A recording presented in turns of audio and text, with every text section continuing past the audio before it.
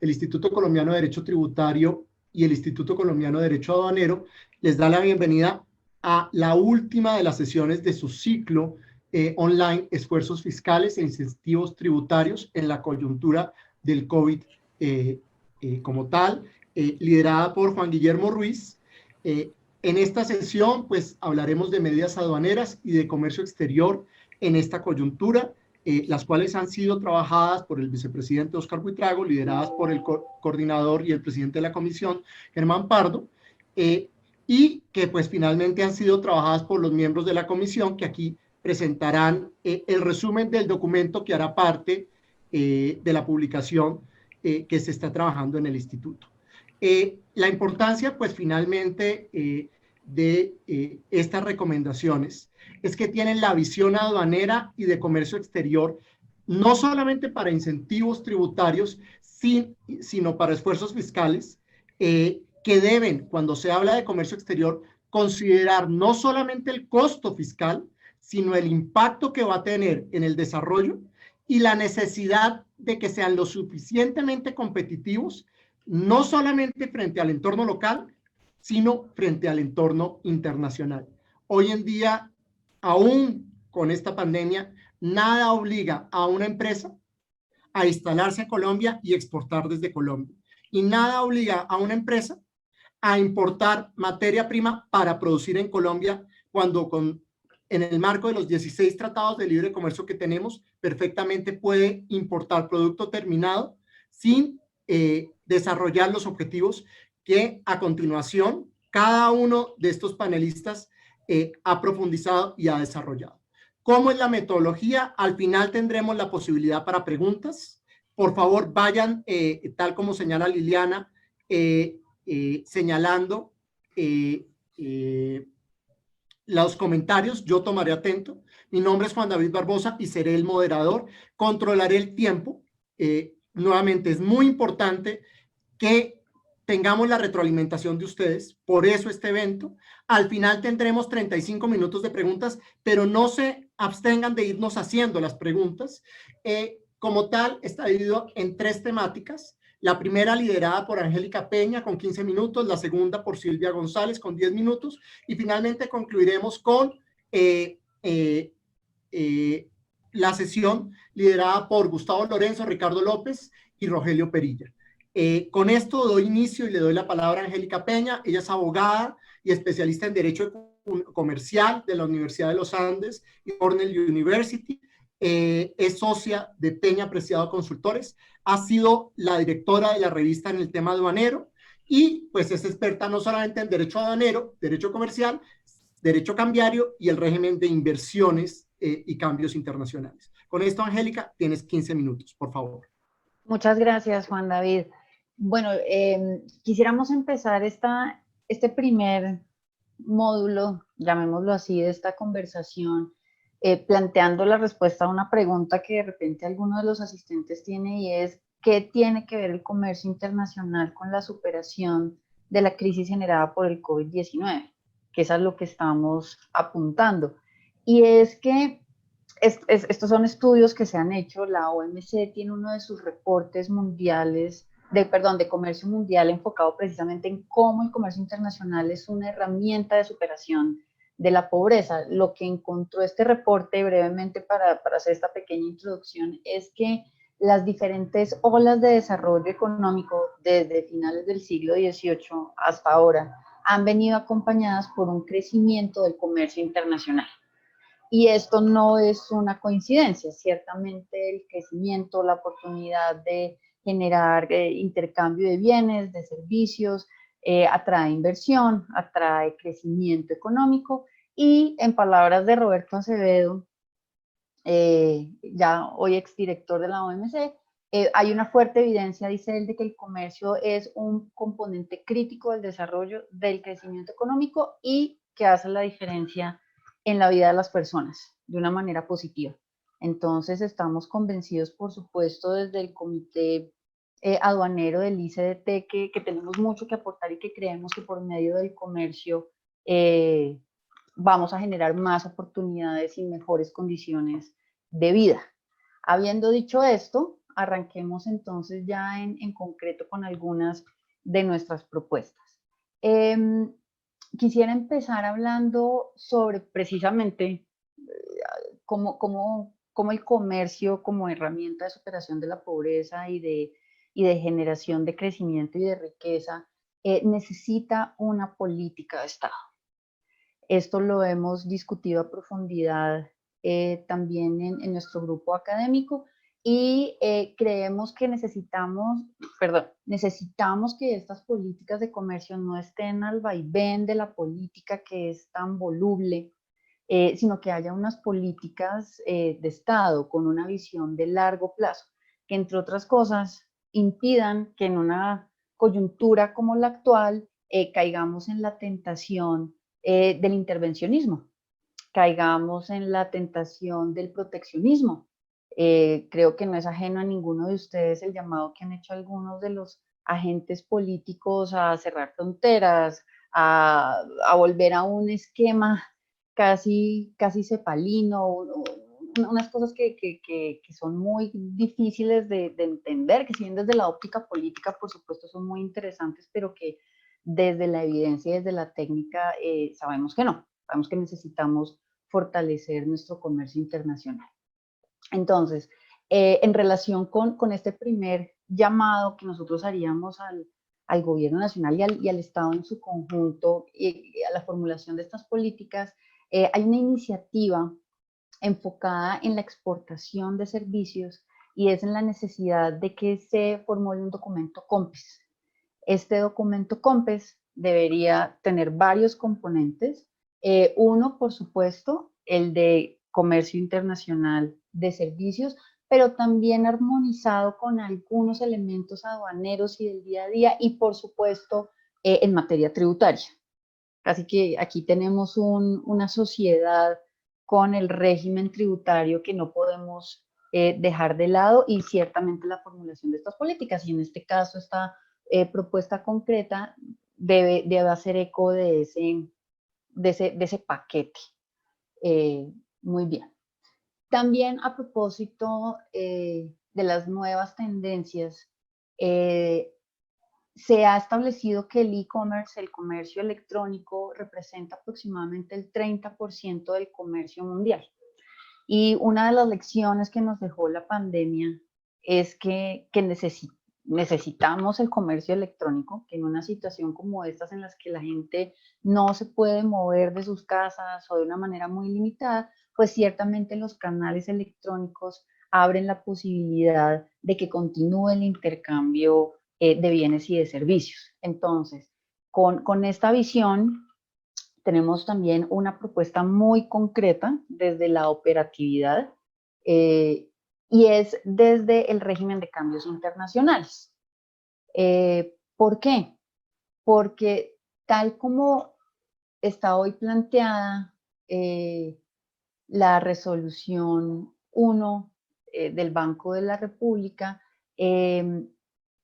siguen siendo de obligatoria canalización las operaciones de Impo y Expo que se hacen por medio de la modalidad de tráfico postal y envíos urgentes y un poco más allá de esa técnica, pues por supuesto de los canales electrónicos. Entonces, ¿cuál es la propuesta muy en particular? La modificación del parágrafo del artículo 3 y es que se establezca una excepción en la materia. A propósito de los asuntos cambiarios, no quiero que se me quede por fuera un comentario general que también tenemos consenso en eso en el Comité Académico Aduanero y de Comercio Internacional y es la necesidad de la flexibilización del régimen de cambios internacionales.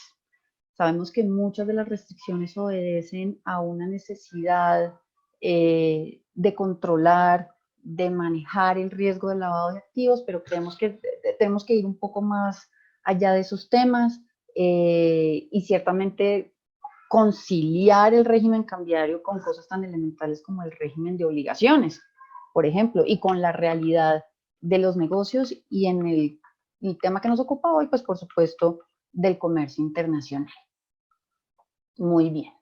El siguiente gran tema, además de estos temas de facilitación y de política en comercio es el de la seguridad jurídica, que es una preocupación constante. De hecho, el número 82 de la revista del ICDT está, su línea editorial está concentrada precisamente en la seguridad jurídica, en la transición normativa, tanto en materia tributaria como de comercio internacional, porque estamos convencidos de que necesitamos darle seguridad a los negocios. Los costos de transacción de la falta de seguridad jurídica son altísimos. Los operadores de comercio internacional son operadores racionales. Estoy hablando de la racionalidad económica. Por lo tanto, cualquier sobrecosto lo miden su impacto, y como decía Juan David en la introducción, pues hay muchas otras jurisdicciones que ofrecen unas ventajas competitivas altísimas. Y no podemos dejar de reconocer pues los costos que le están generando a los operadores de comercio la inseguridad jurídica.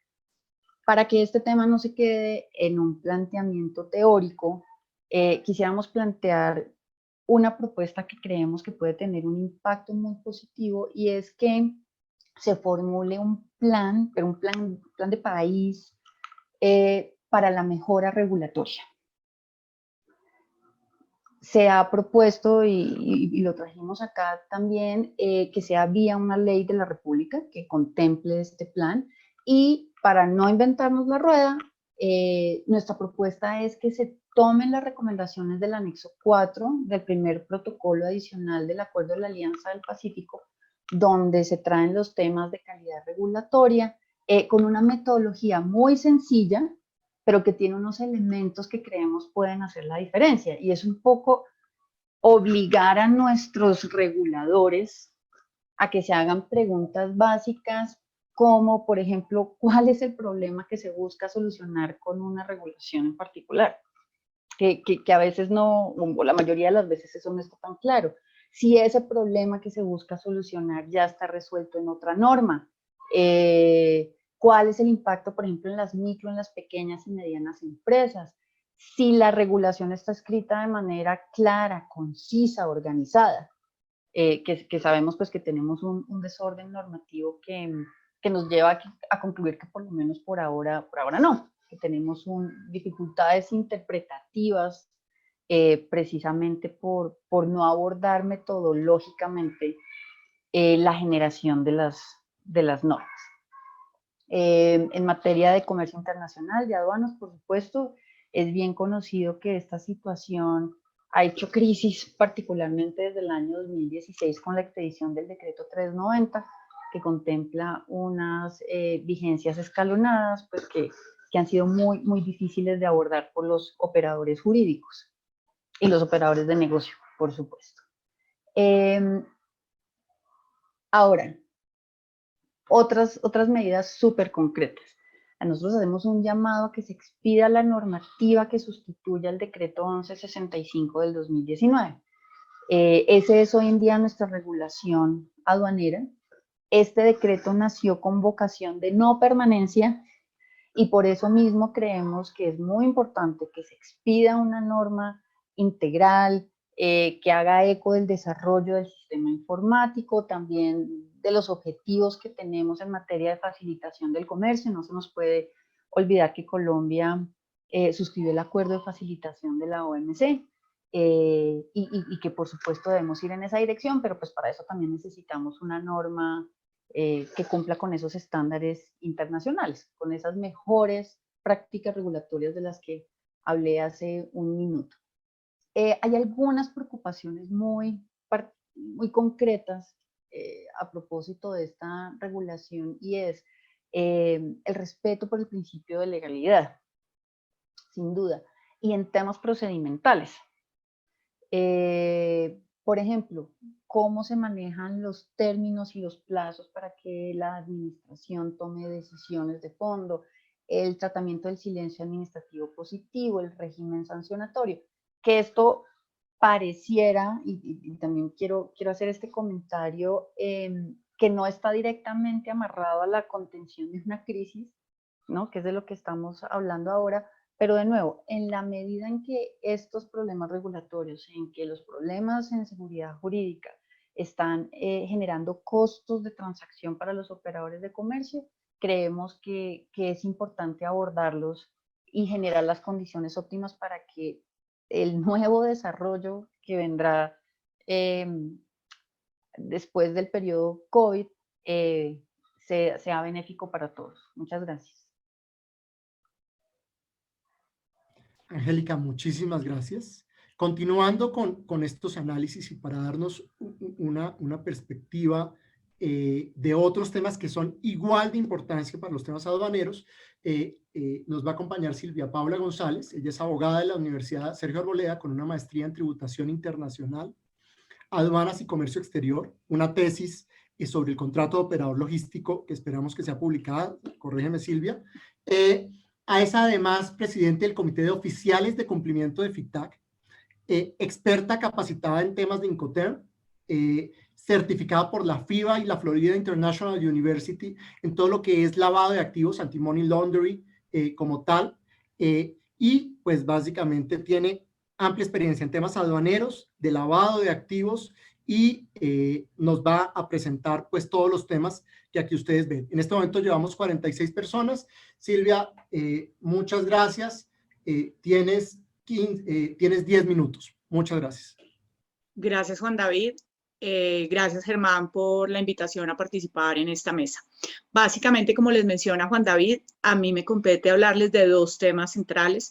Uno es el tema de la prevención del lavado de activos y dos es el sistema informático.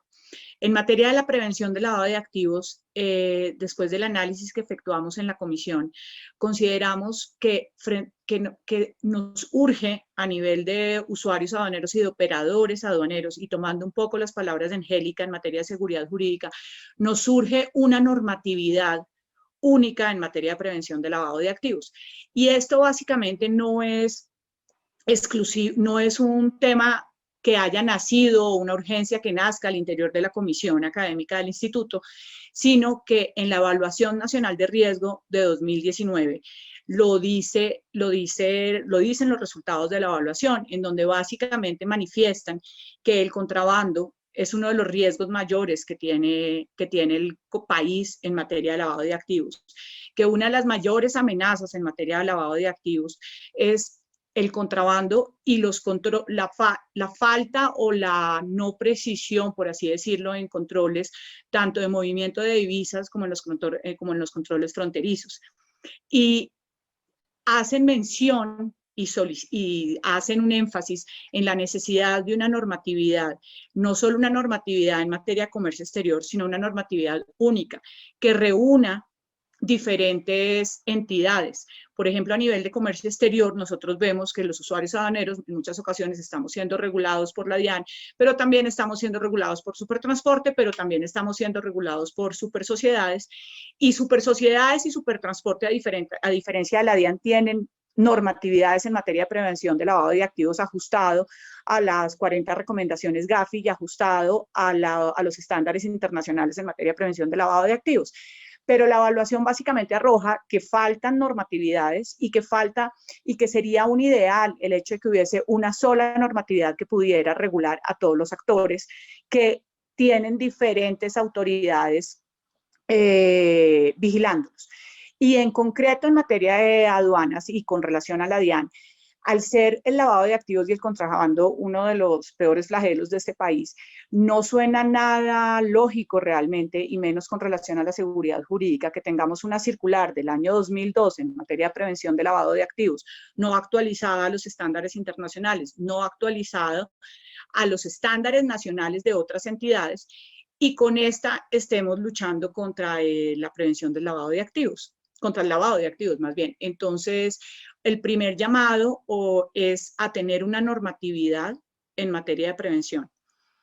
El segundo, y ligado con esto, es crear un organismo, un grupo élite, llamémoslo así, que esté conformado por Fiscalía, DIAN, UIAF, Supersociedades, Policía Nacional y la DIAN, con el fin de que ataquen el contrabando de forma directa, en alianzas o con la colaboración de organismos internacionales como el ICE y en la aplicación de acuerdos internacionales en materia de intercambio de de información, porque en muchas ocasiones vemos que parte de los traslados que se efectúan a la Fiscalía son por temas operativos y por temas formales, cuando el contrabando real sigue pasando posiblemente por enfrente nuestro.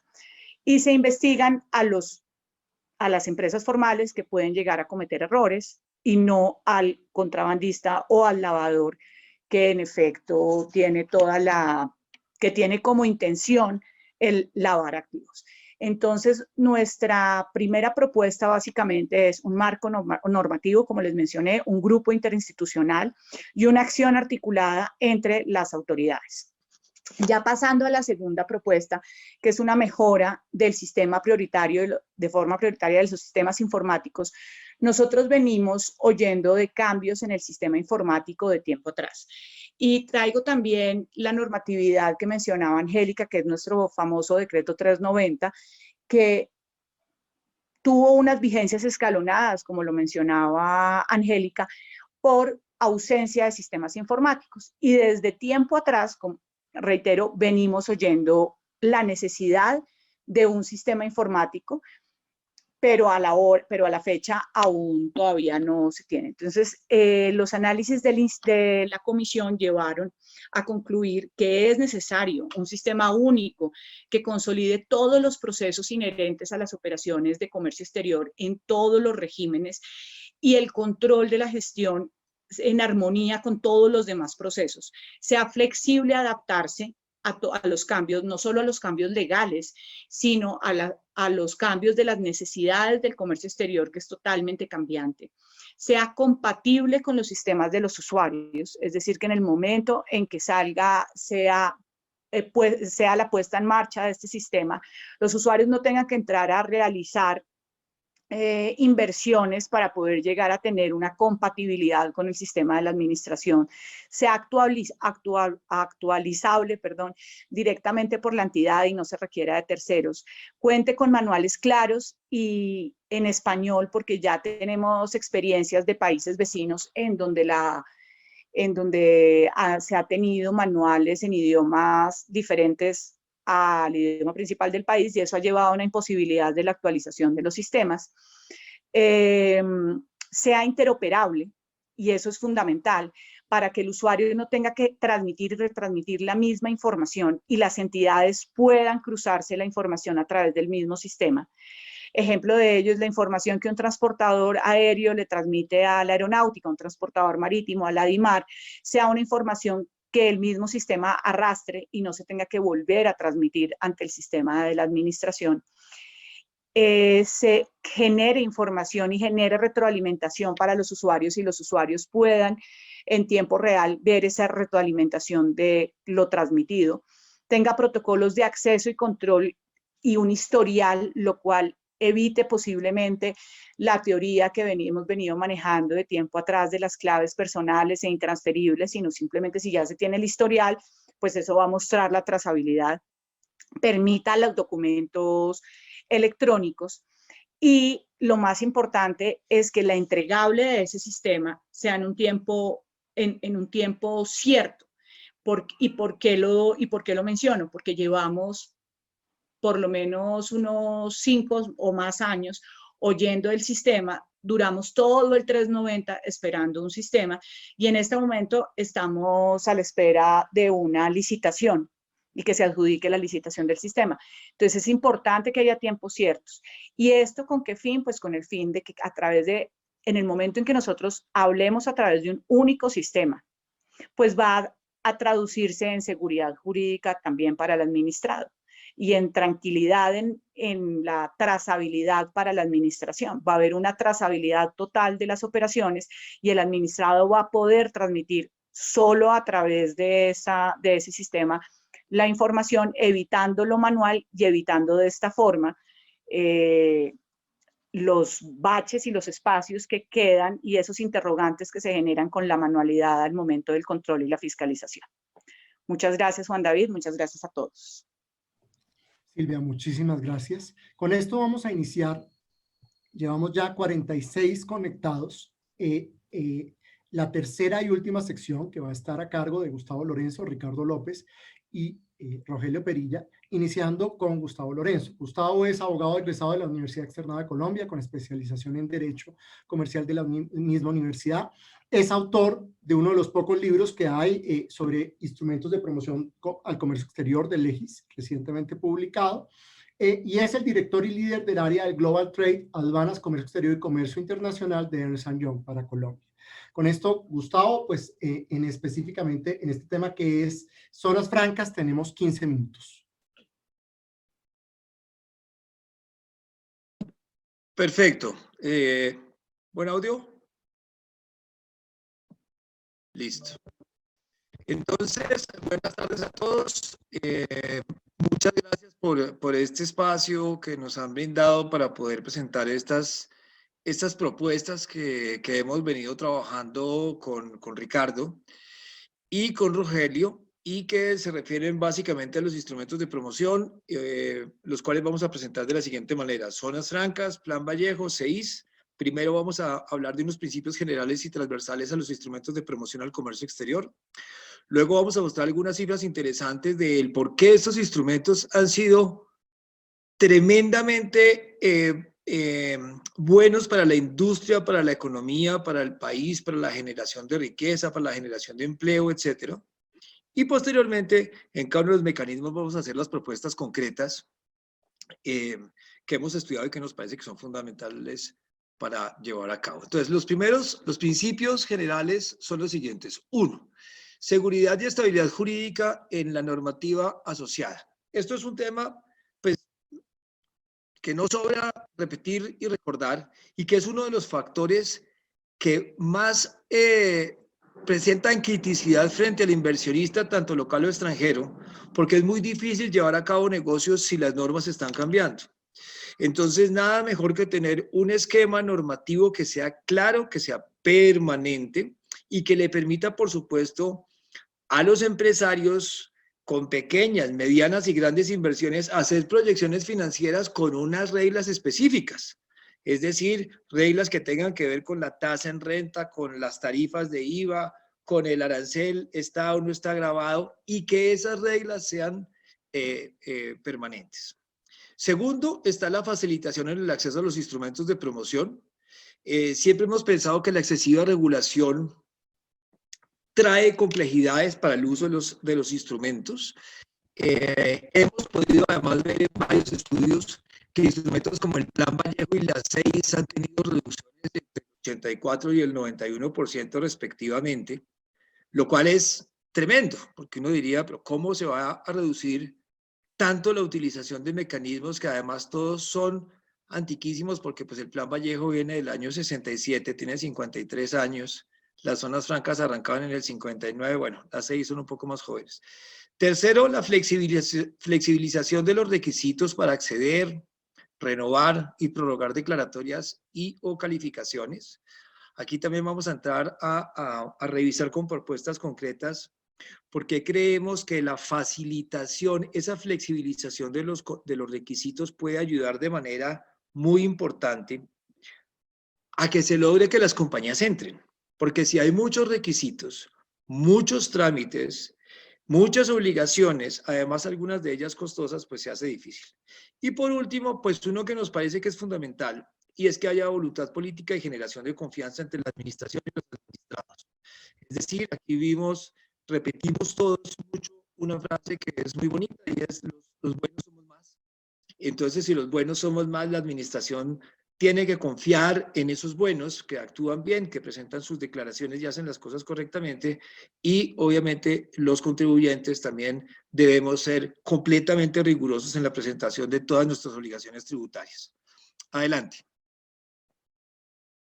Bueno, entonces zonas francas, aquí hay un poco de cifras que seguramente ustedes conocen, pero vamos a pasarlas rápido. Tenemos unas fuentes, un estudio adelantado por Araujo Ibarra Asociados y Hernando José Gómez, que es parte digamos, de la fuente de esto, y el otro pues es básicamente todos los informes que elabora la ANDI. Entonces, fíjense, en materia de inversión, en la parte izquierda abajo, Los compromisos de inversión que tuvieron las zonas francas eran de 16.3 billones de pesos. Sin embargo, ejecutaron 53.24 billones de pesos, lo cual significa más de un 300% del compromiso que tuvieron en su momento. Y esto va a tener que ver con una de las propuestas que vamos a hacer. Está la cifra de lo que invirtieron las permanentes. Las zonas francas permanentes especiales son tremendamente altas en la inversión, 42.9, seguramente muy jalonadas por la inversión de Reficar, pero en todo caso las inversiones de las especiales son muy importantes.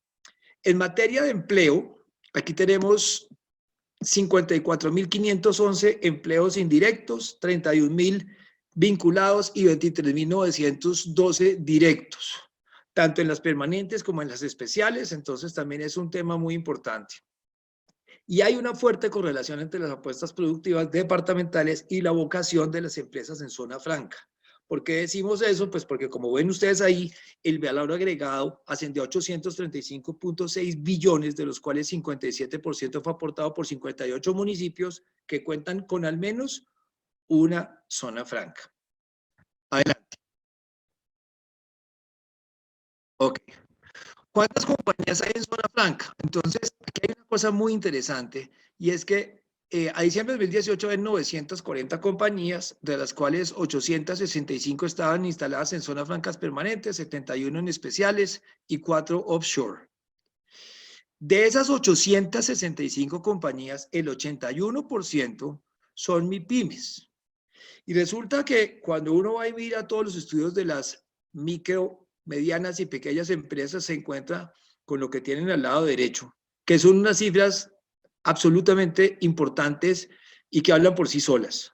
Las pymes más o menos generan el 64% del empleo, aportan el 30% al PIB y participan en el 96.4% de la industria, pero solo participan en el 5% de las exportaciones colombianas. Recordemos que los instrumentos de promoción, si bien pueden tener la connotación que hay que revisar en cada caso, que no es obligatorio exportar porque el compromiso en algunos casos riñe con las obligaciones con la OMC, los instrumentos de promoción están diseñados para exportar, porque tanto las zonas francas siempre han tenido una balanza positiva, como la CEI tiene unos beneficios especiales si venden los productos en los mercados externos, como el Plan Vallejo otorga beneficios en cualquiera de sus modalidades cuando uno destina el producto final manufacturado o el servicio a los mercados externos. Entonces, pues es fundamental promover, facilitar, flexibilizar, perdón, lo reitero, estos mecanismos en las empresas que generan esa cantidad de empleo, industria, etcétera, pero que no participan de las exportaciones o participan muy poco. Listo. Vamos adelante, por favor.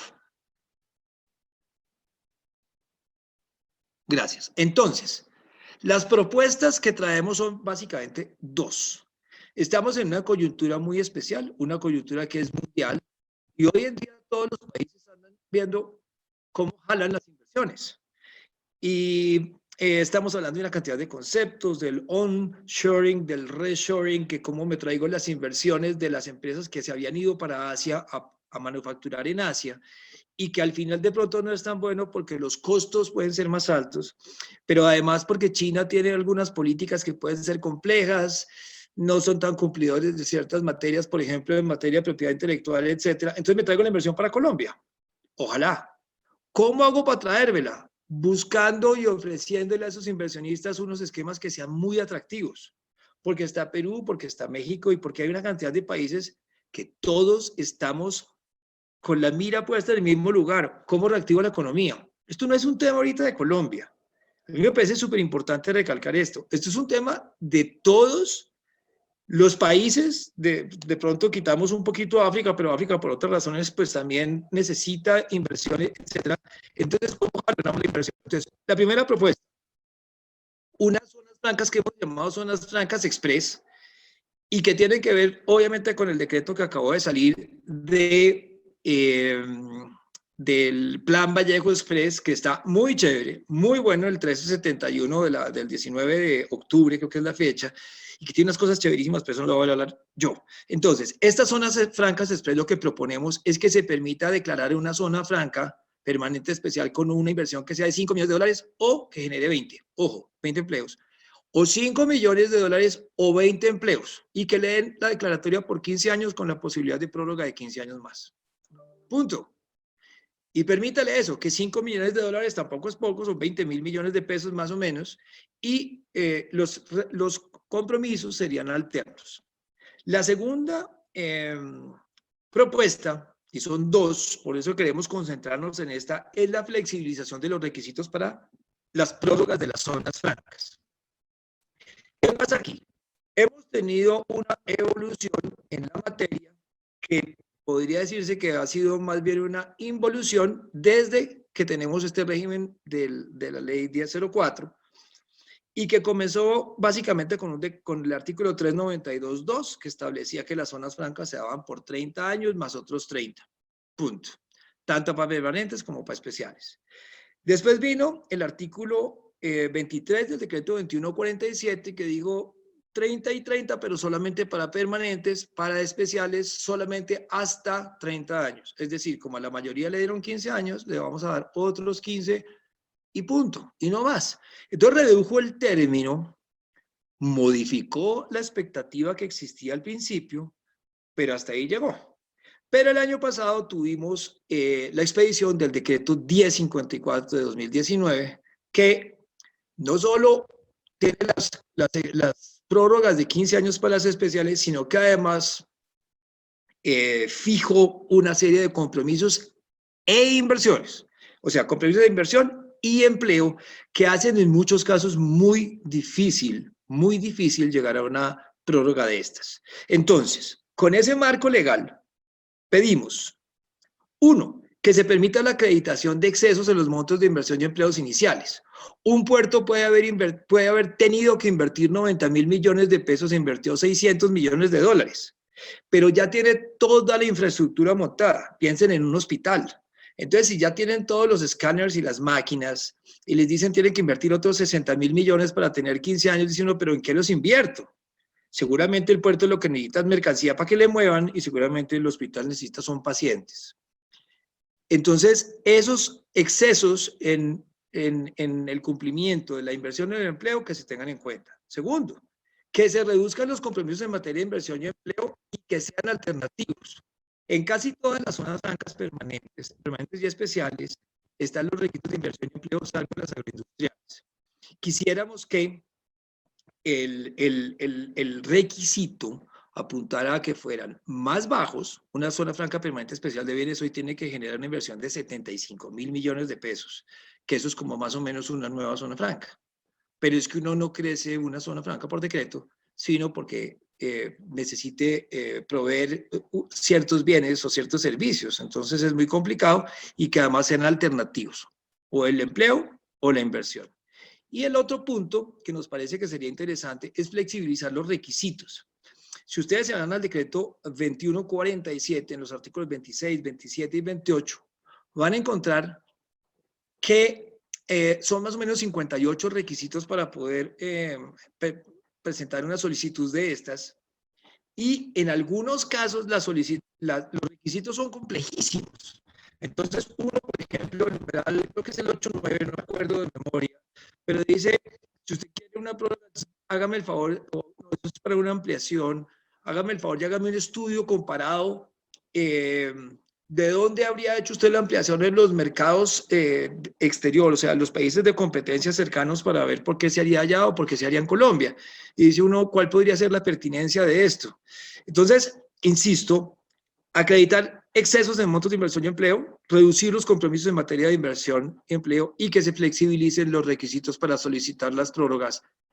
Las prórrogas han sido suficientemente buenas y las cifras son tosudas. La dinámica que generan las zonas francas, para terminar, que ya me está avisando Juan David, pero voy en tiempo, la dinámica que generan las zonas francas no es solamente lo que ellas han generado en inversión y empleo, es todo el encadenamiento productivo porque las zonas francas compran materias primas, bienes, servicios, generan una cantidad de empleo directo, indirecto y vinculado y después venden productos y servicios tanto en Colombia como en el exterior.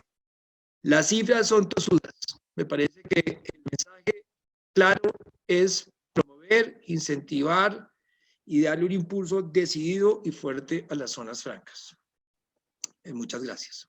Gustavo, muchísimas gracias. Siguiendo con este módulo de mecanismos de comercio exterior, continuamos con Ricardo López. Ricardo es abogado de la Universidad de La Sabana, con especialización en Derecho Administrativo de la misma universidad. Es socio y vicepresidente de Araujo Ibarra y Asociados, una de las firmas, tal como señalaba Gustavo, que participó en el estudio, tal vez es lo último que hay, realizado en temas de zonas francas, contratada por la ANDI, y ha sido consultor de temas en esta naturaleza en otros países como tal. Ricardo, muchísimas gracias. Tiene 15 minutos para hablarnos de Plan Vallejo. Muchas gracias, Juan David. Muchas gracias a mis compañeros de mesa y a todos los asistentes por permitirme presentar estas ideas en relación con la mejora del Plan Vallejo. Como introducción, yo quisiera decir que Colombia es un país que es muy tímido en materia de exportaciones. En el 2019, Colombia exportó 39.500 millones de dólares, mientras que importó 52.700 millones de dólares. Es decir, tuvimos una balanza deficitaria en 13.000 millones de dólares. Adicionalmente, de esos 39.500 millones de dólares, el 55% correspondió a combustibles. Después le siguió el café, el oro, y solamente como en un quinto lugar comenzamos a exportar plásticos, que ya digamos es un producto manufacturado. Por otra parte, Colombia tiene un PIB per cápita exportador muy bajo. Nosotros, el PIB per cápita exportador de Colombia son $800, mientras que la media mundial es de $2.444. Si nosotros nos comparamos con Alianza del Pacífico, estamos por debajo de todos nuestros socios. Perú tiene un PIB per cápita exportador de $1.400, México de $3.700, Chile de $3.648. Y si nos comparamos con países centroamericanos, por ejemplo, República Dominicana tiene un PIB per cápita exportador de $989. Entonces, digamos, estamos bastante rezagados porque uno con $800 de exportaciones per cápita, perteneciendo el 55% a combustibles, pues lógicamente nuestro sector manufacturero es absolutamente menor, es absolutamente pobre en materia de exportaciones. Si hablamos de servicios, Colombia exporta más o menos 9.900 millones de dólares en servicios. Es decir, que a nivel per cápita ni siquiera llegamos a los $200 de exportación. Entonces, un instrumento que siempre se ha utilizado para promover las exportaciones es el Plan Vallejo, que existe desde la Ley Primera del año 59 y, digamos, tuvo su gran impulso con el Decreto Ley 444 de 1967. Como todos saben, el Plan Vallejo tiene distintos tipos. El más importante es el de materias primas, que da exención de gravámenes arancelarios y de IVA a los insumos, materias primas que yo importo para producir bienes de exportación. Tenemos el de bienes de capital y repuestos, que para el sector agrícola me da exención de arancel y diferimiento en el IVA. Para los demás sectores me da solamente diferimiento en el impuesto a las ventas, pero que es un diferimiento muy importante como beneficio en la medida en que no me afecta el CAPEX, porque ese IVA hoy es del 19% y golpea fuertemente los proyectos de inversión y los ensanches industriales. Tenemos el Plan Vallejo de servicios. Como les decía, Colombia es bastante tímido en materia de exportación de servicios. En materia de servicios, el Plan Vallejo lo que permite es importar bienes de capital, importar repuestos y todas las mercancías que requiero para mi proceso de producción de servicios. Me da exención de aranceles y diferimiento del impuesto a las ventas. También un Plan Vallejo para el sector editorial y eso es básicamente lo que tenemos en tipos de Plan Vallejo. ¿Qué tiene hoy Colombia en materia de Plan Vallejo? Hay 556 programas aprobados. Entonces, de un total de casi 10.000 exportadores que tiene el país, solamente hay 556 plan vallejistas. Eso significa que un gran porcentaje de exportadores de Colombia están exportando impuestos, lo cual va en contra, lógicamente, de la competitividad a nivel internacional. De esos 556 programas, 481 corresponden a materias primas, 39 a bienes de capital y repuestos, 15 a Planes Vallejo de Maquila, 12 programas de Plan Vallejo de servicios, 7 para el sector editorial, y en materia de repuestos tenemos adicionalmente 2 programas. Entonces, digamos, no se compadece. Al año 2005 Colombia tenía 3.200 plan vallejistas. Ahí pasó la administración del Plan Vallejo a la DIAN, y finalmente, cuando le devolvió la DIAN el manejo del Plan Vallejo al Ministerio de Comercio, se tenían menos de 400 plan vallejistas. Digamos, desde ahora que tiene el Ministerio de Comercio la administración del Plan Vallejo y el control, digamos, ya hemos crecido un poco en materia de Plan Vallejo, pero sigue siendo un número bastante precario en materia de estos programas. Sigue, por favor. Bueno, en materia de importaciones, por Plan Vallejo en el 2019 se trajeron bienes por 2.891 millones de dólares, mientras que por Plan Vallejo se exportaron 10.412 millones de dólares. Es decir, por cada dólar de importación, más o menos, nosotros exportamos unos 3 y pico de dólares utilizando el mecanismo de Plan Vallejo. Una cosa muy importante es que el Plan Vallejo beneficia a sectores como la maquinaria, los instrumentos mecánicos, los electrónicos, los equipos de telecomunicaciones, la industria alimentaria, la industria farmacéutica, los abonos, las pinturas, los elementos de la belleza y aseo, textiles y calzado, que son sectores tan golpeados, pueden exportar utilizando Plan Vallejo, la industria de agroquímicos, los plásticos, las flores, las hortalizas, los frutos, las frutas, el café, los cereales, los cueros y sus manufacturas, combustibles y energía eléctrica, entre otros sectores se benefician con el Plan Vallejo. Por otra parte, las plantas donde se producen los bienes y los servicios que se exportan por Plan Vallejo están ubicadas en 17 departamentos de Colombia y en Bogotá. Es decir, es un instrumento que se puede utilizar independientemente del lugar del país en donde uno se encuentre ubicado, y por lo tanto, ese es un tema bastante importante. Permite que toda la cadena que interviene en la producción de un bien o de un servicio se integre al Plan Vallejo, porque permite las llamadas operaciones indirectas, es decir, que yo asocio a un programa Plan Vallejo a aquellos proveedores de materias primas, de insumos, de mano de obra, para producir un bien de exportación. Adelante, por favor. Bueno, entonces, ¿qué propuestas tenemos para reactivar el Plan Vallejo? La primera es que las autorizaciones de los programas de bienes de capital, de repuestos y de servicios se refieran al autorizar un cupo global de importaciones sin que se sujete la autorización a cantidades determinadas de bienes, a sus partidas arancelarias específicas ni a valores. Porque digamos, hoy cuando se hace una solicitud de Plan Vallejo, pues se debe indicar cuántas cantidades de bienes necesito para mi proceso productivo, cuáles son los valores de esos bienes y cuál es su partida arancelaria.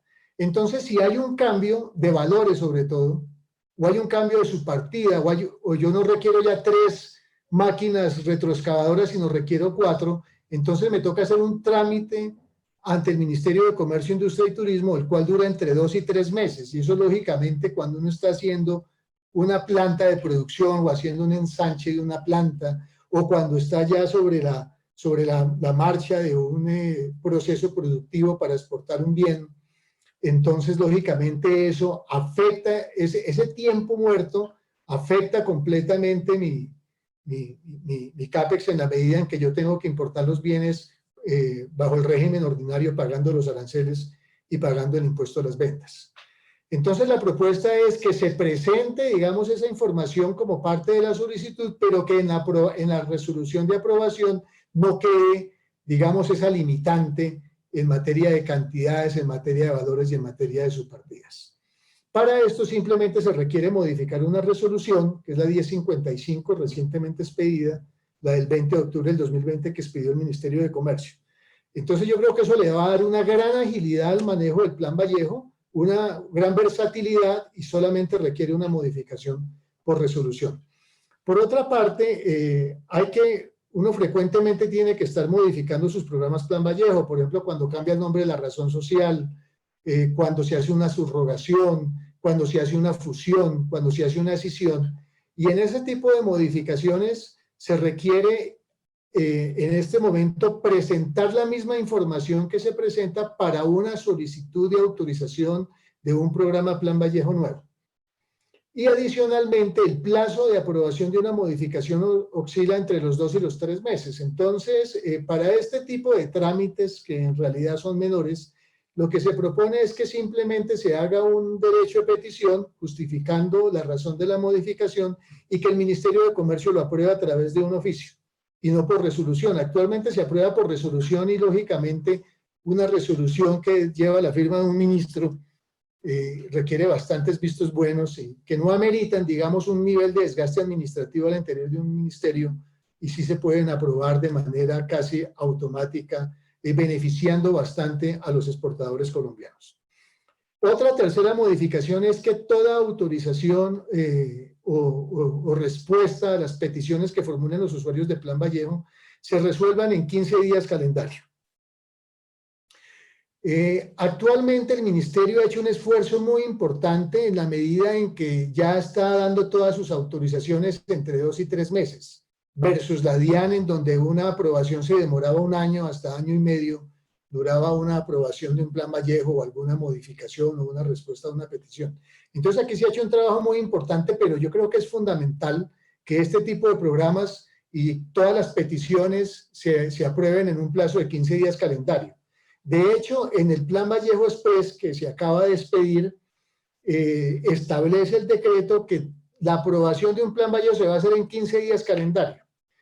Hace unos años el Instituto Colombiano de Comercio Exterior aprobaba planes Vallejo y aprobaba las solicitudes de modificaciones y cualquier autorización que requería un usuario en un plazo de 15 días. Ahí lo que se hizo fue, digamos, implementar mayores controles posteriores para el seguimiento de esos usuarios de Plan Vallejo. Entonces aquí la propuesta es que se haga una reducción en los plazos de respuesta. Esto lógicamente requiere hacer unos ajustes al interior de la Dirección de Comercio Exterior del Ministerio en materia de cargas de trabajo y de personal y probablemente de tecnología, pero si se quiere, pues si se desea dejar a nivel normativo, pues habría que modificar el decreto 285 del año 2020. Adelante. Otra propuesta es que se reglamente inmediatamente el Plan Vallejo Express que mencionó ahora Gustavo Lorenzo. Este Plan Vallejo se acaba de crear por la resolución, por el decreto, perdón, 1371 del 2020. Sin embargo, quedaron unos aspectos para reglamentación por parte del Ministerio. Ya hay una propuesta de resolución que el Ministerio publicó en su página web. Entonces, el ideal es que esto se haga lo bastante rápido, se permita que se acceda al Plan Vallejo Express a todos los sectores económicos. El proyecto de resolución dice que aplicarán todos los sectores salvo el mineroenergético, pero es importante que se le dé cabida a todos los sectores y no haya limitantes, sobre todo en lo que tiene que ver con el sector manufacturero, que digamos se beneficiaría enormemente de este Plan Vallejo Express. Por otra parte, hay una propuesta y es que se eliminen las listas de bienes que se pueden importar por Plan Vallejo de bienes de capital, por Plan Vallejo de repuestos y por Plan Vallejo de servicios. Y que si no se eliminan esas listas, pues se incluya todo el universo arancelario, todas las subpartidas que contiene el arancel de aduanas colombiano. ¿Por qué? Porque digamos, en materia de servicios, por dar un ejemplo, Colombia hoy solamente tiene 12 programas para exportar servicios. ¿Por qué? Porque teníamos unos decretos que contenían unas listas de mercancías y ninguna de esas mercancías eran las que requerían los exportadores de servicios. Por eso se reformó ahora el Plan Vallejo con el decreto 285, pero se mantienen las listas. Entonces está próxima a expedirse la resolución para servicios, pero lógicamente así se haga un listado amplio, van a quedar por fuera muchas mercancías que se requieren en un momento determinado. Y entonces si esperamos a que se expida una resolución por parte del ministro, incluyendo nuevas subpartidas, pues hay muchos programas de exportación de servicios que van a quedar truncados o van a tener que asumir todos los impuestos de importación y eso en realidad no tiene sentido. También se acaba de expedir la resolución 1054 fijando los listados para planes Vallejo de bienes de capital y repuestos. Entonces habría que modificar esa resolución incluyendo todas las subpartidas del universo arancelario o simplemente si eliminamos las listas, sería modificar el decreto 285 del año 2000 para que se puedan importar todos los bienes que se requieren para el proceso productivo de elaboración de bienes o de producción de servicios de exportación, de manera que haya una gran versatilidad y una gran posibilidad para los usuarios de Plan Vallejo de utilizar ampliamente este mecanismo de promoción de exportaciones. Adelante.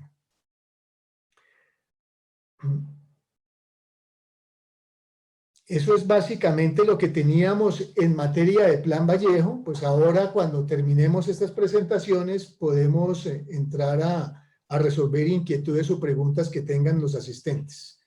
Pues digamos, celebramos el esfuerzo que está haciendo el Ministerio de Comercio, la creación del Plan Vallejo Express, pero yo creo que con estas, digamos, estas propuestas que estamos haciendo, que son de fácil implementación, ¿cierto? Porque requieren solamente modificación de decreto o una modificación de resolución y también algunos ajustes internos en materia de administración por parte del Ministerio, se podría, digamos, lograr fomentar de manera importante al sector exportador, tanto en bienes como en servicios, porque necesitamos mejorar, doblar o triplicar, digamos, nuestras exportaciones per cápita, tanto en bienes como en servicios.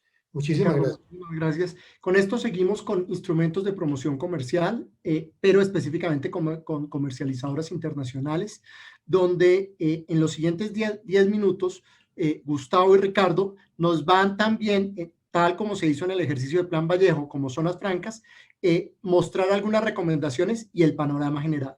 Gustavo, por favor. Perfecto. Gracias, Juan David.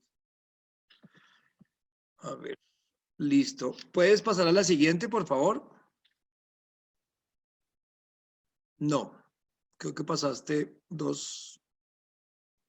Esa, gracias.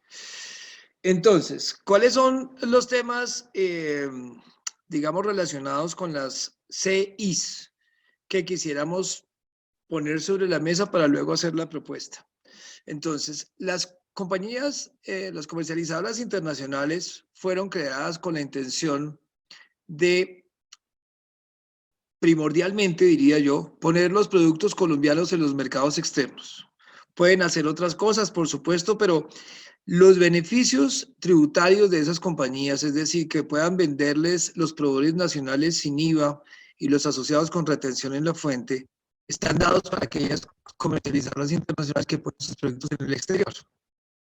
Eso está absolutamente claro en el artículo 479 del Estatuto Tributario y en el 481b, donde se señala específicamente que las ventas que se hagan por compañías nacionales a las compañías comercializadoras internacionales, en tanto el producto se destine el 100% al exterior, son exentas. Y el 481b lo que dice básicamente es que pues, esas operaciones dan derecho a impuestos descontables.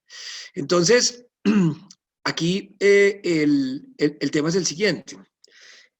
Las zonas francas y las CIs tienen una interacción o pueden tener una interacción que de hecho está contemplada en el artículo 8 del 2147, donde dicen que tienen que manejarse de manera armónica y articulada los instrumentos de promoción, CIs Vallejos, zonas francas.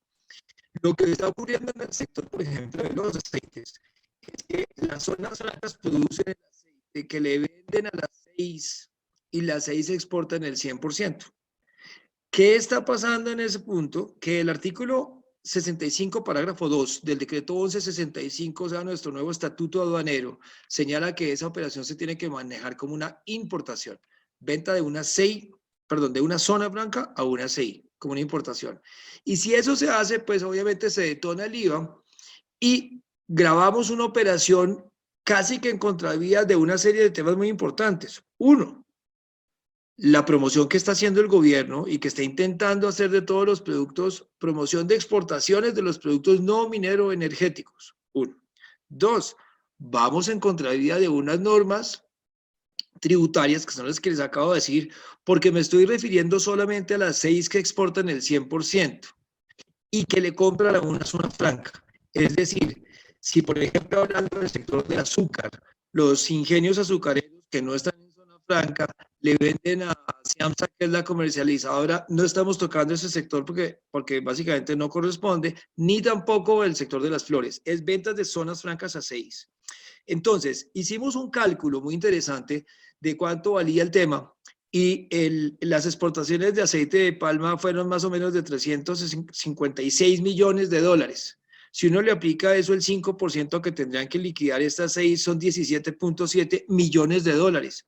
Y diría uno, bueno, pues es que es el recaudo lo que motiva a la DIAN a tener esta norma, pero resulta que no, porque como hay derecho descontable, se puede solicitar la devolución. Y si se puede solicitar la devolución, lo que uno concluiría es que al final es una carga para las compañías que tienen que, pues obviamente, destinar personas, recursos, etcétera, para solicitar las devoluciones. 2, una carga administrativa para la DIAN, porque van a tener que resolver todas las solicitudes. 3, poner obstáculos a las exportaciones, cuando lo que queremos es facilitarlas. Entonces, aquí la propuesta es supremamente concreta.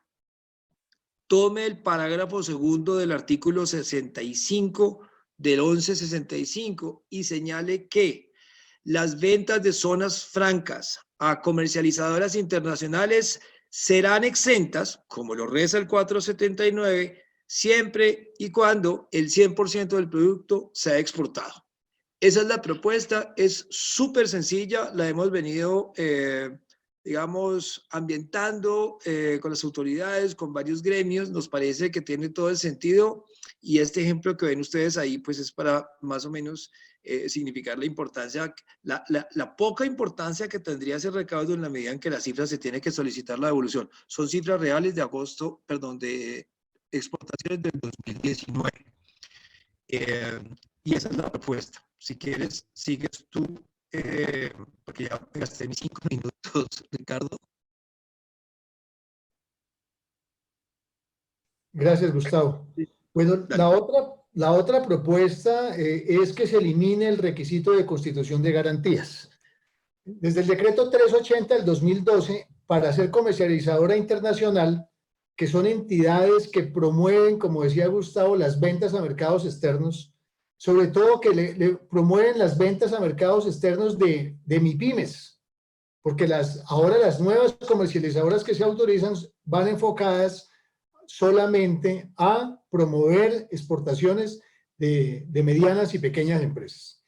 Colombia hoy tiene 290 comercializadoras internacionales, hay 73 dedicadas a promocionar manufactura, 67 a agricultura, 25 al sector agroindustrial y hay 27 en materia de confecciones. Es decir que más o menos más del 70% de las comercializadoras que tenemos actualmente se dedican a unos sectores en donde necesitamos crecer bastante en materia de exportaciones y que requieren de un intermediario que abra mercados, porque un agricultor no tiene la capacidad de visitar los mercados externos, de conocerlos y de pactar los negocios, lo mismo que que manufactureros pequeños o que los confeccionistas y los que se dedican a productos agroindustriales. Entonces, a las comercializadoras, al momento en que se califican como tales, se les exige constituir unas garantías ante la DIAN. Esas garantías deben ser del 1% del monto de lo que se proyecta exportar o del 1% de las exportaciones que se realizan cuando ya se tiene un historial exportador, pero lógicamente eso golpea la caja, pero además de que golpea la caja, en la práctica, como todos saben, conseguir una garantía de cumplimiento de disposiciones legales por parte de un asegurador no es fácil y muchas veces están exigiendo que se constituya un CDT o una fiducia por el monto de la garantía. Entonces esto hace nugatorio muchas veces el acceso para las MIPYMES que son comercializadoras internacionales a esta figura, y entonces estamos dejando de promover nuestras exportaciones en el mercado internacional. Estas son básicamente las peticiones muy concretas que tenemos en materia de comercializadoras internacionales. Aquí la modificación sería tanto del decreto 380, como del 1451 del 2017 del Ministerio de Comercio. Muchas gracias. Muchas gracias.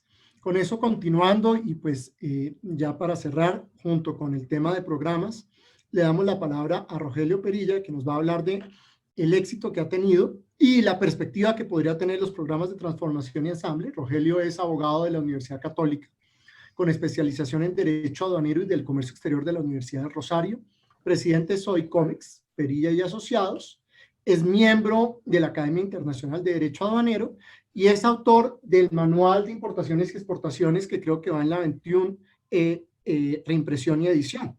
Con esto, Rogelio, pues finalmente tiene usted 10 minutos. Muchísimas gracias.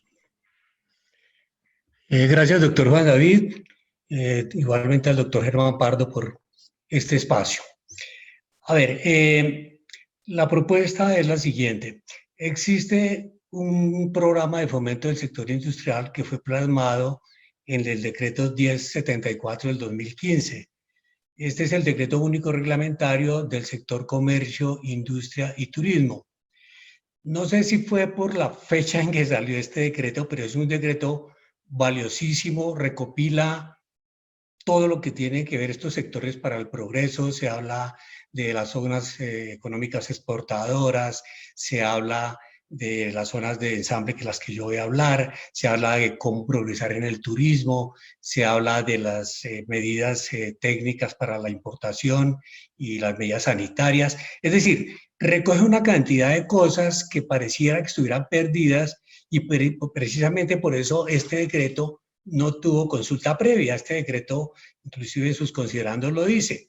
Lo que se hace es tomar herramientas que estaban flotando en distintas normas y se recogen en su totalidad.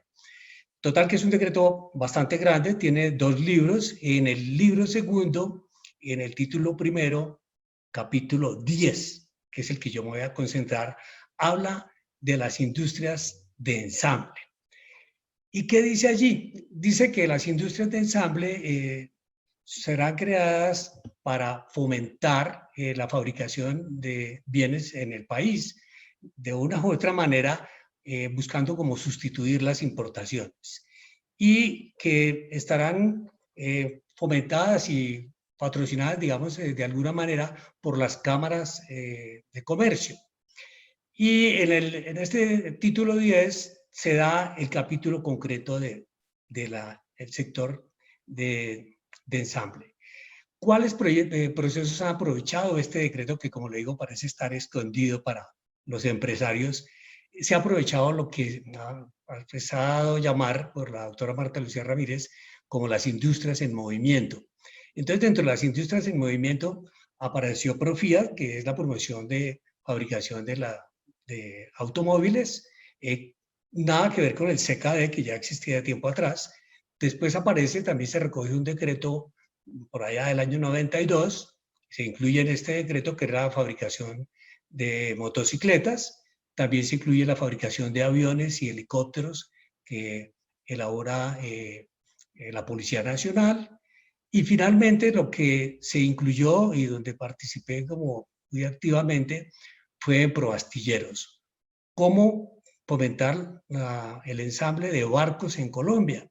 Cuando nosotros participábamos en el universo de fabricación de barcos, apenas en el 0,001% de los barcos que se botan al mar en el mundo, y Colombia tenía esa participación. Entonces se le dio un impulso a esta industria de los astilleros. Entonces mi propuesta va más enfocada a que por qué no abrir este mismo mecanismo hacia otros sectores.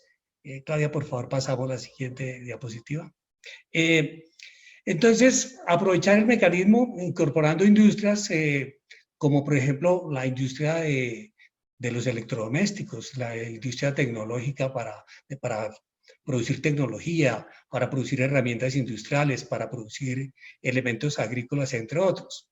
Y lo que se exige en este tipo de programas es que usted seleccione un nicho determinado. Por ejemplo, vamos a tomar electrodomésticos, fabricación de neveras, estufas, y vamos a hacer un listado de las subpartidas arancelarias que quisiéramos construir en Colombia. Igualmente, vamos a sacar un inventario de los bienes que no hay producción nacional y que se pudieran traer de cualquier país del mundo con arancel cero.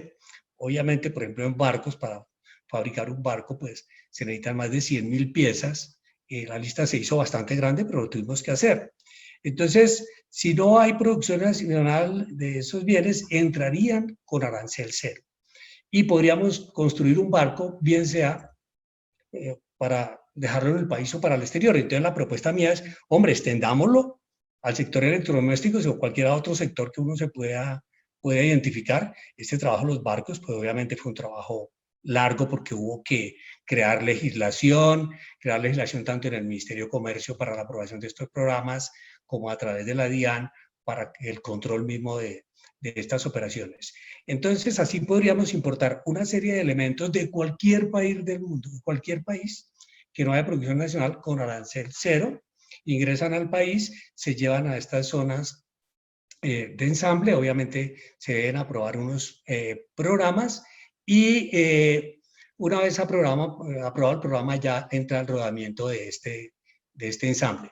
Lo interesante también del proyecto es que puede haber subensamble, es decir, que yo de pronto puedo necesitar para un televisor, por decir algo, necesito un transformador, pero alguien en Colombia necesita hacer el transformador y para hacerlo necesita traer láminas de silicio o tornillos, qué sé yo, alambre de cobre, pues esos subproductos que se elaboran también pueden ser objeto de este mecanismo y pueden traer las materias primas porque finalmente digamos que ese transformador se va a vincular a un televisor. El proyecto es excelente, ha tenido muy buen apoyo de parte de las entidades del Estado, de las cámaras de comercio, por supuesto el Ministerio de Comercio, pero allí funcionan otras entidades como Colombia Productiva, ProColombia, Impulsa me parece que es la entidad que más ha fomentado este mecanismo, pero como les digo, se concentró mucho en las industrias en movimiento. Entonces, la propuesta es esa. Y es muy sencillo, el decreto 1074 lo que se ha hecho es irse modificando, la última modificación, la penúltima modificación fue con el decreto 1156, el de proastilleros, y recientemente se modificó por el 1331, que eliminó de la parte final unos numerales que entraban en conflicto con otra norma. Este decreto salió hace 8 días, modificando este 1074, pero no tocó para nada lo que tiene que ver con esta estructura. Adicional al beneficio arancelario, pues se cuenta con otro beneficio importante, que es el apoyo financiero de entidades privadas, inclusive del mismo Estado. Y además los tiempos de importación y de logística se disminuyen considerablemente, porque el mecanismo es muy sencillo, ya, como les digo, está probado, está adelantado con estas industrias, y bueno, creería que va a generar muchísimo empleo. En el sector de astilleros, el presupuesto de generación de empleo son 5.000 empleos. Yo creo que ya se han generado cerca de 1.500 en las empresas que hasta ahora están haciendo. Y bueno, aquí pues sería inmenso. Este modelo no lo está usando solo Colombia.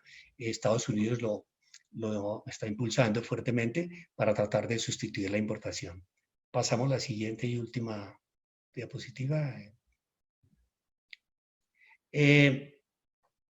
Entonces, el tema de la disminución de tiempos pues apunta a que la logística funciona muchísimo mejor y los costos de puertos, los costos de nacionalización se hacen mucho más sencillos, y creo que volvemos a una Colombia competitiva y bueno, aliviamos este problema de la pandemia. Así de sencilla la propuesta. Muchas gracias por el espacio y pues si hay inquietudes, con mucho gusto en el siguiente espacio las resolveremos. Muchas gracias, Juan David. Rogelio, muchísimas gracias. Bueno, entonces, tal como señalaba Rogelio, pues abrimos a preguntas, finalmente, pues también a intervenciones. Ha solicitado Enrique Sánchez una intervención. Enrique, por favor, tiene 3 minutos para su intervención. Ya le doy, Claudia, por favor, démosle voz a Enrique. Perfecto, no, muchas gracias. Con esto, pues finalmente, gracias Enrique, nos da espacio para más tiempo para preguntas. Muchas gracias. En ese sentido, pues finalmente, y empezando por el orden de Angélica como tal. Angélica, en la práctica, pues este tema de política de Estado exigiría una mayor intervención del Congreso o cómo logramos, porque pues en el tema de servicios, a diferencia de lo que ocurre con el tema aduanero, que es en virtud del artículo 189 de la Constitución, pues puede ser regulado por el presidente, vemos que la Ley Séptima de Servicios ha tenido muy poco desarrollo. Y en ese sentido, pues, ¿qué podría hacerse aparte del COMPES para desarrollar las exportaciones de servicios?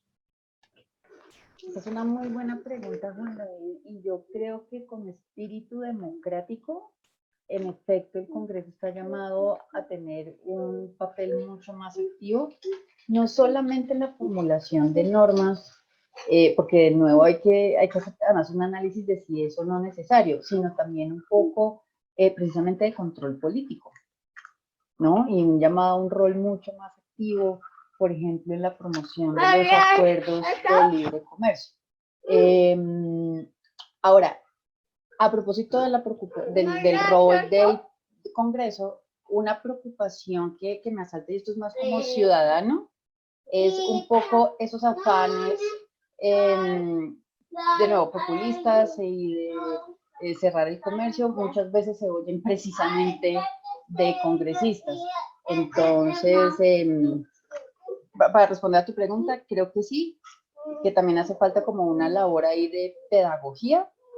Y a todo esto vemos como estos roles del Estado, por supuesto, los jueces también están llamados a tener aquí un papel, y el sector privado. Yo creo que nosotros desde la academia y los empresarios también tienen, digo yo, una obligación de aportar en esa pedagogía, ¿sabes? Y en esa construcción de esas políticas. Normas, Angélica, como el registro de importación de tecnología, que vienen desde la comunidad andina, donde básicamente viene la discusión para efectos de tener que generar una formalidad, no deberían también, pues finalmente, en este momento y en esta pandemia, entrar a revisarse. Esa es una muy buena pregunta para la que no tengo una respuesta en este momento, ¿sabes? Yo creo que eso amerita un debate de fondo. Sí, creo que es una muy buena pregunta, pero no me atrevería a dar como una respuesta definitiva en este momento. Muchas gracias, Angélica. Silvia, básicamente, siguiendo con esa misma línea, sería muy interesante y en la perspectiva, ¿por qué llevamos más de 15 años sin poder actualizar la norma a nivel de lavado de activos de la DIAN? Y ese es un tema donde usted activamente ha estado, pues el decreto 390, pues así lo anunciaba, pero básicamente, ¿eso se debe a qué? Y esta pregunta va también, en esta pandemia, pues finalmente el costo del compliance, pues es algo que entra a revisarse. Pero sin embargo, pues, y esto abre también lo que estaba señalando Gustavo, pues el tema es que las empresas serias y que quieren hacer negocios y que quieren exportar y que quieren importar y que son parte del proceso productivo, pues no lo ven como un gasto. Sin embargo, pues finalmente el tema es que la realidad es que la DIAN, aun cuando muestra esas cifras, pues llevamos básicamente más de 15 años sin actualizar la circular de la época de Leonardo Sicar. Sí, Juan. Pues a tu pregunta específica de por qué no se ha actualizado y por qué llevamos 15 años con la circular, pues la respuesta es no sé y no entiendo.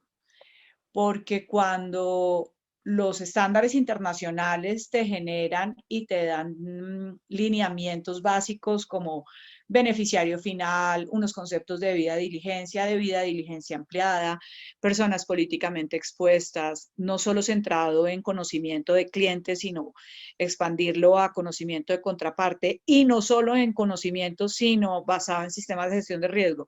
Y nuestra entidad insiste en tener una circular del año de más de 15 años, de 18 años incluso, pues es algo que no se entiende cuando todas las entidades que nos rodean han sido han actualizado su normatividad, que nació igual que la nuestra, pues porque nosotros no nos podemos comparar con el sector financiero, que es el líder en materia de prevención de lavado de activos, pero sí podríamos compararnos con Supersociedades, que tiene una circular mucho más reciente, y que ha venido actualizando. Podríamos compararnos con Supertransporte, que tiene una normatividad reciente. Podríamos compararnos con juegos de azar, que es un sector tan criticado en materia de lavado, pero que le ha puesto el pecho, por así decirlo, al tema y se ha autorregulado en materia de prevención de lavado de activos. Entonces, el por qué seguimos con esa normatividad, no sé. El decreto 390, en efecto, traía ya unos avances, porque nos hablaba de prevención basado en riesgo. Y este es un tema, los avances que traía el 390, que no trae el 1165, porque el 1165 trae en su esencia lo que venía del 2685. No entendemos el por qué ni lo trajo el 1165, ni está en un corto plazo dentro de la perspectiva de la entidad. En algún escenario la semana pasada precisamente nos decían que todo el tema de prevención de lavado de activos está en el decreto, no en el decreto que va a modificar el 1165, sino en el decreto que va a ser el marco del sistema informático, como si el tema de prevención de lavado de activos requiriera de sistema. No requiere de sistema y por el contrario es urgente para el país, es urgente para la entidad y es urgente para los usuarios aduaneros, que necesitamos un marco claro y unos conceptos claros, que internacionalmente y a nivel nacional se habla de esos conceptos en otros sectores. Entonces realmente yo no entiendo cómo si las encuestas, si las evaluaciones nacionales de riesgo, si la misma entidad manifiesta que el contrabando es el peor flagelo, que si es un delito seguimos pues insistiendo en una normatividad alejada a los estándares y a las buenas prácticas. Silvia, muchísimas gracias. Siguiendo con el documento, básicamente Gustavo, José Francisco Mafla, otro miembro de la comisión y del consejo, dentro de su trabajo y que lamentablemente no nos pudo acompañar, hizo dos recomendaciones relacionadas con el tema de zonas francas. Una relacionada con darle coherencia al manejo de tributos municipales en zonas francas, de tal forma que no solamente toque esperar hasta el 2022, sino adelantar al 2021, esto es por ley, tomarse la posibilidad de descontarse el 100%, aún en la tarifa preferencial de renta de las zonas francas. Y el otro comentario, propuesta, es la posibilidad, para efectos de atracción de inversión extranjera, muy similar a lo que ustedes han señalado con las zonas francas express, de permitir básicamente una disminución de los compromisos si hay reinversión en zona franca, de forma que, tal como lo señala él, básicamente es, que haya incluso, siendo más agresivo, un beneficio de exención adicional al impuesto a la renta por realizar inversiones y o creación de empleos adicionales a los parámetros requeridos legalmente. Aquí la pregunta, Gustavo, y uno ve, por ejemplo, que República Dominicana con bombos y platillos anuncia su relanzamiento de las zonas francas, que para todos los efectos México pues está siendo muy agresivo y que pues tanto la Unión Europea como Reino Unido, como Estados Unidos, anuncian programas para aumentar sus exportaciones en medio de esta guerra comercial. Finalmente, ¿cuál debería ser la consideración a nivel de costo tributario cuando se evalúe las zonas francas?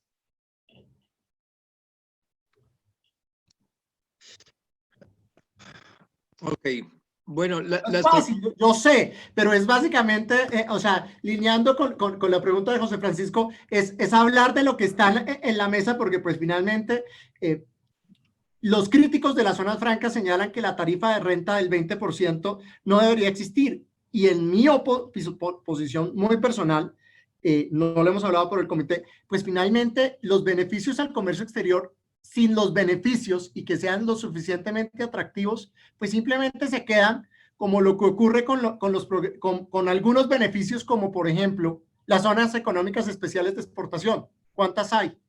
O como lo que ocurre por ejemplo, con lo que fue las zonas francas lácteas. ¿Cuántas hay? Entonces, pues, sin tener la respuesta, sí me gustaría mucho su posición y comentario para nutrir cuando se analicen las zonas francas. Ok, ¿ahí me escuchan bien?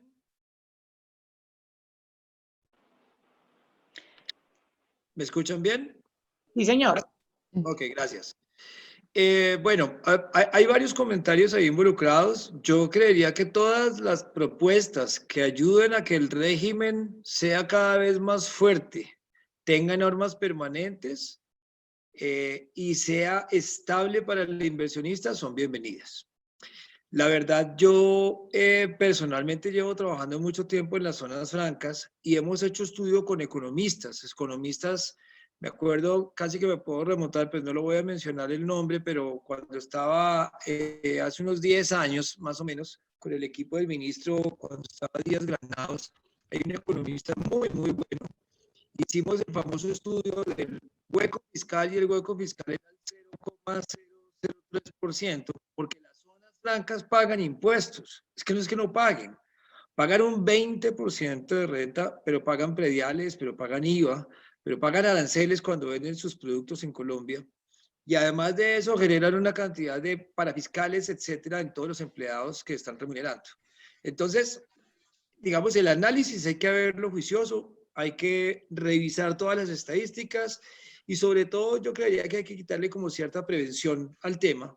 Por eso, de hecho, estamos hablando más de instrumentos de promoción que de zonas francas exclusivamente, porque yo personalmente he sentido que en algunos foros genera como cierta resistencia y las zonas francas son muy buenas. Y yo diría que el 99% de las empresas hacen las cosas perfectamente bien en las zonas francas, cumpliendo todas las normas. Eso por una parte. Por otra parte, beneficios pueden haber incluso mayores. Creo que Juan, usted trabajaba conmigo, bueno, no sé, o Silvia, porque los estoy viendo los dos, pero alguna vez hicimos un estudio muy O Angélica también, o sea, mejor dicho aquí. Angélica también. Sí, también. Bueno, pero alguna vez hicimos un estudio muy bonito de las zonas francas que existían en el mundo y había un mecanismo en Malasia que a mí me llamaba mucho la atención. Y ese mecanismo era más o menos que el gobierno le dice, ¿usted qué va a hacer? Una obra de infraestructura, perfecto, mire, no le va a cobrar nada. Y era como tailor-made. Para usted, el beneficio es como va a sacar una línea desde el aeropuerto que está a 20 kilómetros de la ciudad, creo que era en Kuala Lumpur, le doy todos los beneficios para que haga el proyecto. Una maravilla.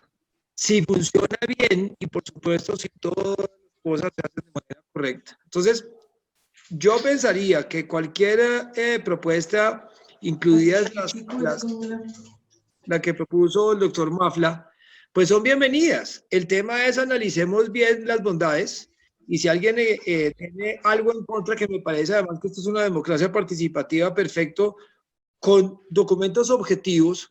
Porque ojo con una cosa, la determinación de las famosas Greenfield en el caso de zonas francas es imposible, porque la determinación real de cuál empresa vino por el régimen franco o cuál simplemente igual iba a venir a Colombia con o sin mecanismo de zonas francas es muy difícil. Pero lo cierto es que sí se han venido proyectos muy grandes a Colombia y lo cierto también es que, por ejemplo, las zonas que usted mencionaba, esas zonas económicas especiales de exportación, eso nada. Pero tampoco funcionaron las de México. Ojo que las zonas francas, las que hacían la analogía con las zonas económicas en México, esas zonas no fueron más, las quedaron en el 2016 y en el 2019 básicamente no funcionaron. Entonces, yo diría, para no extenderme más, que bienvenidos los beneficios, bienvenida la confianza de la administración con los administrados y viceversa. Es un tema, permítanme solamente para cerrar, a mí me llamó mucho la atención una señora directora de impuestos de una compañía alemana en una reunión en algún lugar y la señora decía y le preguntaba a toda la gente que estaba ahí por qué tenían tan mala relación los latinos con la administración de impuestos. Y es curioso, porque si uno es asesor o si uno es una empresa que paga impuestos, pues tiene que tener buena relación con la administración de impuestos porque al final todos están jalando por el mismo lado. Entonces, a mí me parece que es un punto importante la confianza. Gustavo, muchísimas gracias. Ricardo, en el tema, y pues en este momento, afortunadamente, y celebrando dentro de las medidas por la seguridad sanitaria, se corrió el plazo para presentar los estudios de demostración de Plan Vallejo. ¿Usted qué recomendaciones? Porque a veces, pues finalmente, las compañías no ven los beneficios del Plan Vallejo porque dicen que el estudio de demostración es muy oneroso, o prefieren, pues básicamente, en la práctica, pagar ese IVA y tomárselo como descontable.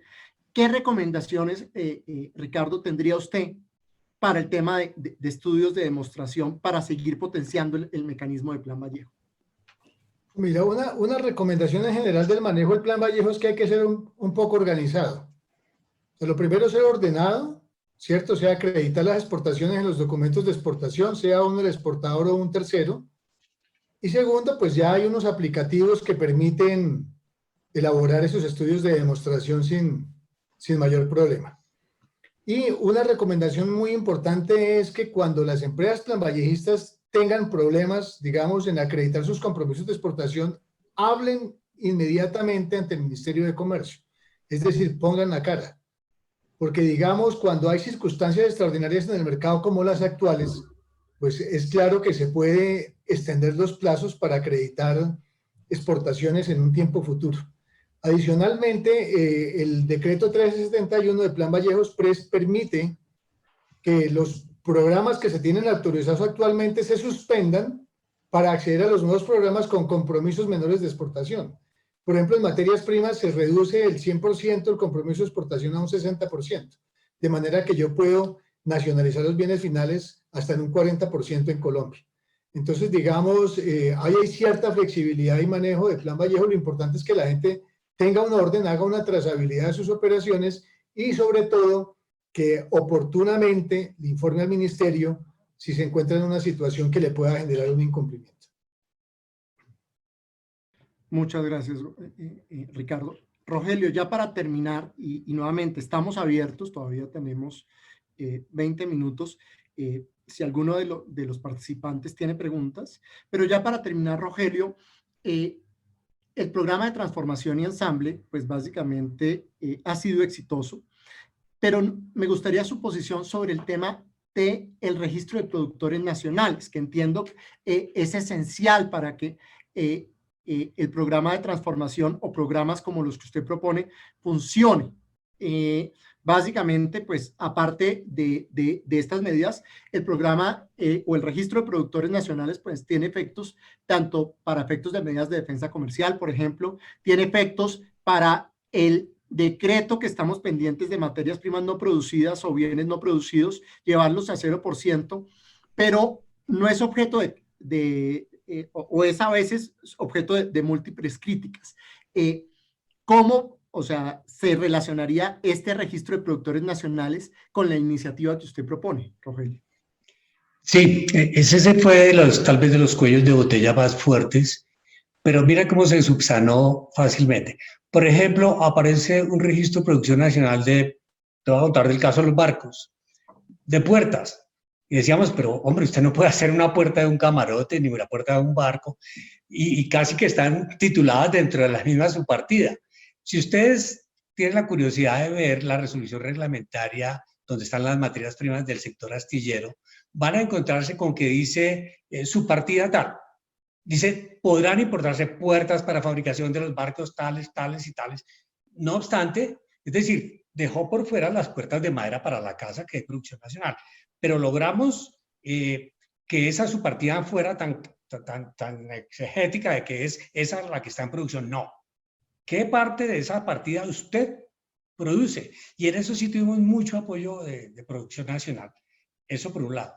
Por otro lado, se obliga dentro del decreto 1256, que una vez usted termine el bien, tiene la obligación de registrar la producción nacional de lo que hizo. Porque como vamos a innovar y vamos a crear cosas nuevas que no se han importado antes, o no se han fabricado antes, entonces todo elemento que se fabrique va inmediatamente al registro de producción nacional para ir alimentando esa base de que los bienes fabricados Colombia va a tener de alguna manera alguna protección, por lo menos en las negociaciones con los TLC. Total que está bien trazado la estructura que hizo el Ministerio y la DIAN para que esa producción nacional, que a veces no es tan real, no bloquee pues otros puntos que sí se requieren importar. Básicamente así se sorteó y es un protagonista, uno va el Departamento de Producción Nacional. Rogelio, muchísimas gracias. No siendo más, aunque nos queda un poco de tiempo, pero si no hay preguntas de parte de los participantes, con esto cerramos. No sé, Germán, si quieres dar unas palabras finales. Muchas gracias a todos los asistentes. Gracias, Juan David. Bueno, pues estamos viendo una serie de propuestas que se han hecho, se han estudiado con mucho ahínco, esperando que sean proactivas, esperando que sean post-COVID. De pronto no son muchas, pero sí creemos que son muy eficaces y las hemos traído con la idea de precisamente que se puedan plantear como algo concreto, más que sueños de lo que quisiéramos, y por eso la explicación en cada uno de los casos como algo que pueda funcionar, empezando por las más sencillas como esas que se refieren a la seguridad jurídica, pero es que si se redactan bien las normas, si tenemos seguridad normativa, ya hemos avanzado un paso muy grande, es decir, empezando por cosas tan sencillas como esa, a los puntos donde nos lleva la intervención de Rogelio, extender la utilización de un plan como el que él estaba mostrando, al del 1074, a diferentes sectores que no están incluidos dentro de ese plan. Es decir, creemos que son medidas factibles, medidas posibles, cuestiones que se pueden hacer. Quisimos enfatizar y esforzarnos en mostrar cifras de zonas francas, de Plan Vallejo, con el ánimo de mostrar que los beneficios bien administrados terminan siendo, valga la redundancia, beneficiosos para el país. Insisto, valga la redundancia, como lo hemos mostrado con las cifras. Si, como lo decía Gustavo, se está pagando una renta del 20%, hay que ver todo lo demás que se paga, toda la inversión que se está haciendo, el empleo que se está generando, etcétera, etcétera. Lo mismo se puede decir de Plan Vallejo, lo mismo deberían ser las sociedades de comercialización internacional. Pero son puntos en los que el país tiene que tomar una decisión, valga la redundancia también, definitiva. O le damos vida real y vamos adelante con esos beneficios que se otorgan con una finalidad muy clara de comercio exterior, o los acabamos porque la competencia nos va a acabar. Como lo decía muy bien Gustavo en su presentación, el problema no es un problema de Colombia, el problema es un problema de todos los países, y por supuesto los países vecinos nuestros están tratando también de tomar medidas como las que queremos tomar nosotros para ser ellos quienes atraigan la inversión. De resto, no me queda más por decir, sino agradecer a todos los expositores por su trabajo, que fue serio, fue concienzudo, a Juan David por su presentación, a todos los que nos escucharon también por escucharnos. Cualquier pregunta, todavía, como decía Juan David, tenemos unos minutos, pero bueno, ahí dejamos para, de todos modos, el conocimiento de ustedes, la crítica, el estudio, esas propuestas que hemos consignado y que dejamos en un documento que será después de público conocimiento. Muchas gracias. Bueno, veo que hay una pregunta para mí y me dicen cómo extender esto al sector energético, pero es de los que más me encanta que se pudiera hacer, porque mire cómo se empieza a tejer, digamos, cada sector. Hay unos sectores que se identifican que se llaman sectores de clase mundial. Dentro de los sectores de clase mundial está la generación de energía, que es como donde nace el proyecto, por ejemplo, de astilleros y todo lo demás. Después de tener ya ubicado que es un sector de clase mundial, viene lo que se llaman los PTP, que es el programa de transformación productiva, donde cómo vamos a generar esa energía, cuáles son las empresas que en Colombia podrían estar en esa condición, y creería que si llegamos al sector de clase mundial y el PTP, ya tenemos la ruta clara para entrar a transformación, como lo señala el decreto 1074. Total que la respuesta es ese es de los sectores que yo personalmente apoyaría a morir porque sé que el mundo se está moviendo en ese sentido. Rogelio, muchísimas gracias. Con esto, pues finalmente damos concluido esta grabación y este escenario y este ciclo. Muchas gracias a Juan Guillermo, a Oscar y a Germán y a todos los conferencistas. Muchas gracias. Muchas gracias a ustedes. Gracias, que estén bien. Hasta luego. Muchas gracias. Gracias. Adiós. Gracias.